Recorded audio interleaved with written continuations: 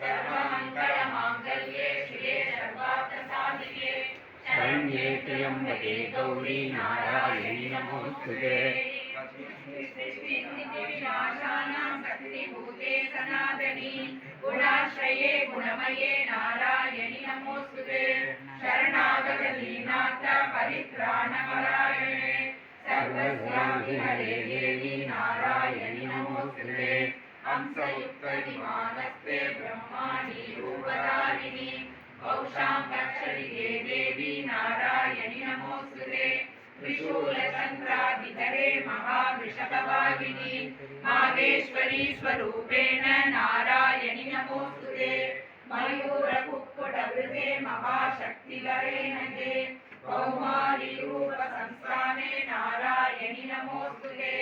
शङ्खचक्रगदाशार्ङ्गगृहीतपरमायुधे प्रसीद वैष्णवी रूपे नारायणि नमोस्तुते।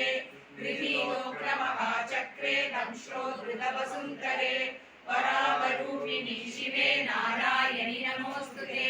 नृसिंहरूपेण उग्रेण हन्तुं दैत्यां कृतोद्यमे त्रैलोक्यत्राणसहिते नारायणि नमोस्तुते। किरीटिनि महावज्रे सहस्रनयनोज्ज्वले वृद्धप्राणहरे चैत्री नारायणि नमोस्तुते। शिवदूती स्वरूपेण हतदैत्यमहाबले घोररूपे महारावे नारायणि नमोस्तुते। दंश्राकरालवदने शिरोमाला विभूषणे चामुण्ड्यमुण्डमदने नारायणि नमोस्तुते। लक्ष्मीलज्जे महाविद्ये श्रद्धे पुष्टिस्वहे ध्रुवे महारात्रि महाविद्ये नारायणि नमोस्तुते। मेधे सरस्वती वरे भूतिमहाप्रवितामसि वियते त्वं प्रसीदेशे नारायणि नमोस्तुते। सर्वस्वरूपे सर्वेशे सर्वशक्तिसमन्विते महेश्वरायिनो देवी दुर्गे देवी नमोस्तुते।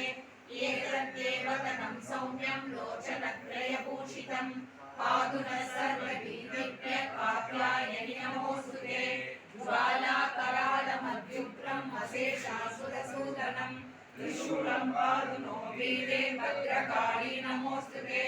इनस्थिरैक्यतेजांसि स्वनेनागूर्यया जगते सानण्डा पातु नो देवी पापेभ्यो न सुधानिव। असुरासुर्पसापङ्कचर्चितस्ते करोज्ज्वलः शुभाय कट्को भवतु चण्डिके त्वां नगावयम्।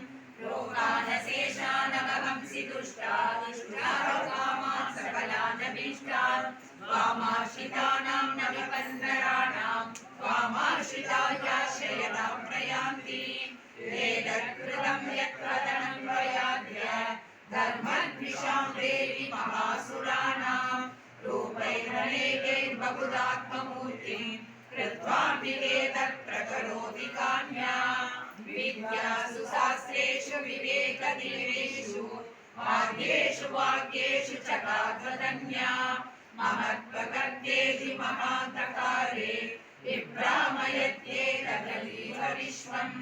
रक्षांसि यत्रोग्रपिशाचनागा यत्रारयो तस्य फलानि यत्र तावानलो यत्र तदाप्ति मध्ये तत्र स्थिता त्वं परिपासि विश्वम्।